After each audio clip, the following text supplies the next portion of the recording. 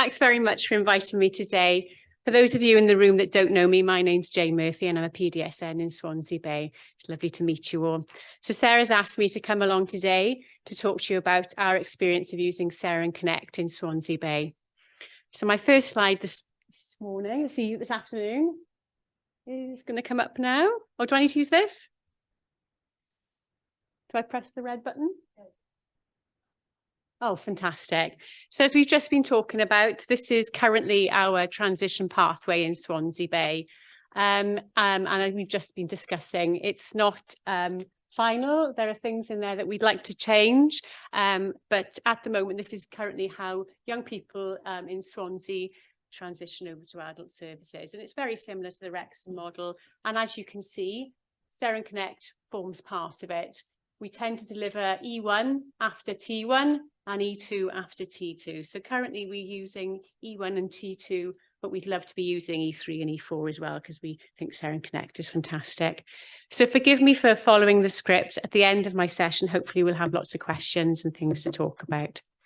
So for the last few years, we've been using SEREN Connect over Teams because of the pandemic.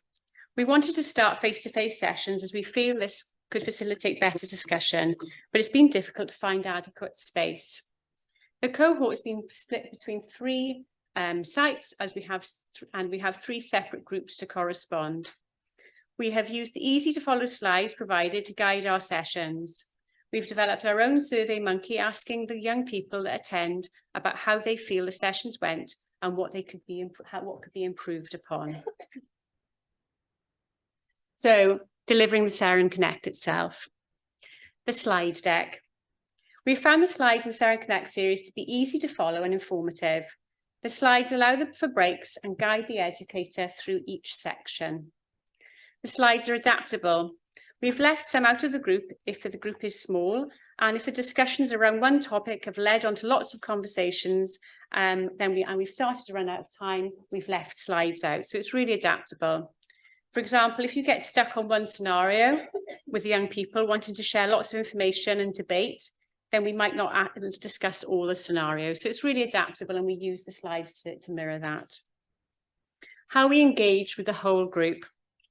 The games within SEREN Connect encourage discussion and audience participation. We have found that using the interactive slides means the person delivering the education can coax those young people who find it difficult to speak in group sessions. For example, in the Never Have I Ever game, if one person hasn't raised their hands, we can ask them about it. Or if we notice that they have, we can ask about what's happened. So it just sparks conversations. This game is great as it takes away the shame associated with so many aspects of managing diabetes. The young people find out that they're not alone in not getting it right all the time. Another example might be discussing the scenarios. You might start by asking those with lots to say to speak first and give them lots of positive feedback, and then turn to the quieter young people in the room and ask them for their thoughts. What's fantastic about SEREN Connect is that it's fun and informal. Making the sessions fun and informal is vital to their success. What we love most about using SEREN Connect is that there is no talk of HbA1c or insulin. It's all about navigating life with this difficult to manage illness. It's really important to use non-jargon language and speak to the young person on their level. We make sure we give lots of feedback throughout. One of our PDSNs has type 1 diabetes, and she will share her Never Have I Ever answers, which shows the young people in the session that we are all human and no one gets it right all the time. Another way to encourage open conversation is to ask them to share stories. For example, in the alcohol section in E2, we chat about experimenting with alcohol, and I can assure you that brings up some fantastic conversations. We also share the delivery of SEREN Connect. We usually put it between about 2 or 3 healthcare professionals, and this helps to keep things really fresh. Lots of our young people have been supported by the same person for years and have great relationships with them. This means they are more likely to share their thoughts and get engaged with the certain healthcare professionals, and it means that they can speak more freely. We really feel that this is an opportunity to motivate young people to take better care of themselves. Ultimately, SEREN Connect is about supporting our young people to become independent, confident and capable. These sessions are a fantastic tool to encourage our young people to re-engage with their diabetes management. We want them to feel inspired and important. We use our motivational interviewing skills to try to help them rethink the way they might manage their health. This can be difficult in clinic environments because of parents there or conflict or rooms full of the MDT. For example, we repeat things back to them about what's important and we let them run with their ideas. We have found this to be really powerful. For example, 2 of our young people in Swansea who were really thoroughly fed up with their diabetes became really engaged, and after these sessions I've been told by the adult team that they've been contacting the team independently and they've started attending clinics. Barriers and solutions, getting them to turn up. This is a problem I know for all health boards. How do we engage with our teenagers? Our first sessions of SEREN Connect during the pandemic were done during lockdowns. The young people couldn't leave their homes and we had great attendance. We had about 70 to 80% attendance. However, the second year we delivered the curriculum, we only had about 50% attendance in Swansea and even less in Neath. So how do we move forward and how do we encourage our cohort to attend? So we've learned off these sessions. We've got fantastic admin support, and it's interesting to see at the beginning that's a lot of you have found that gap in your service. Karen, who's our administrator, phones, texts, emails, cajoles, does everything. She knows the patients as well to try and get them to come along.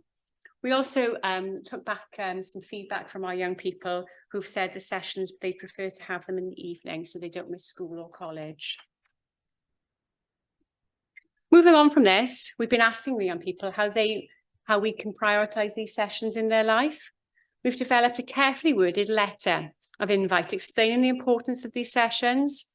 We wanted the message to get across that although we cannot make them compulsory, we wanted them to be as important as SEREN from diagnosis. So SEREN from diagnosis, you know yourself, you tick off, it's, you know, every part of it's delivered and we all make sure that they have that information, and we wanted SEREN Connect to feel as important. We have worded it in a way so that it's part of their actual pathway leading on to adult services. During the summer, we've put in a nurse dietetic clinic before T1.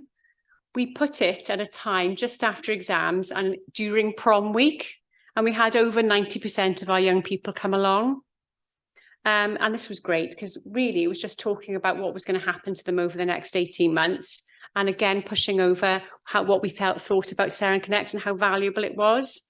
And then we repeated this message at our T1 clinic. Looking forward, it's constantly evolving and we're always changing and adapting things.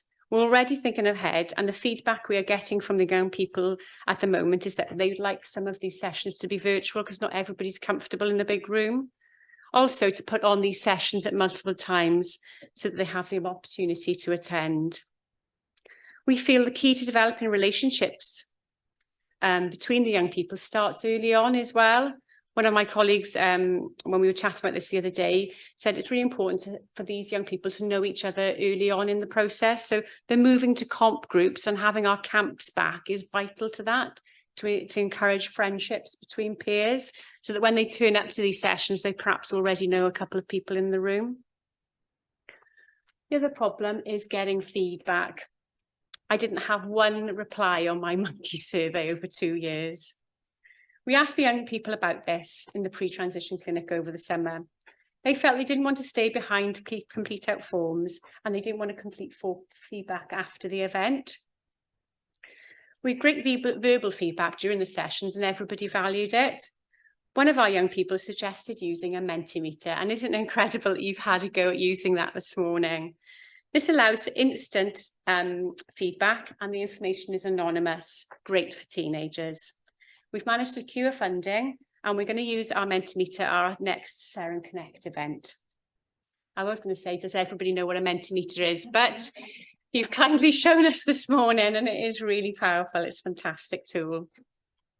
So staffing and time, again, isn't it interesting this morning? You've all said the same things. We need more staff and more time to support this.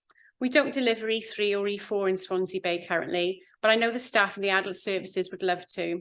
We need to put pressure on health boards to have a well-funded transition process with dedicated staff to look after this vulnerable demographic. So in conclusion, we really value SEREN Connect in Swansea Bay, and the feedback that we've had from our patients has been really positive. We're constantly trying to improve our engagement and attendance in these sessions. In the future, we hope that our young patients will have already established friendships with the other young people with type 1, be involved in developing and the content of the education tools to support them into adult services, appreciate that SEREN Connect is very important and valuable in their lives, and as valuable as clinic appointments, I feel. And we hope that we can support and deliver E3 and E4. And just to finish, it's actually transition week for us in Swansea Bay, because we're here today, and then tomorrow we have our first live face-to-face event. We're holding it in a hotel in Swansea. The young people have been heavily involved in deciding how we've put it across.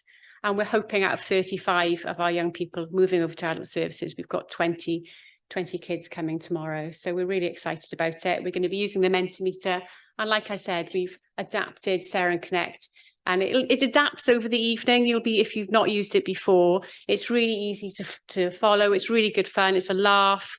And all of our young people really thoroughly enjoy it.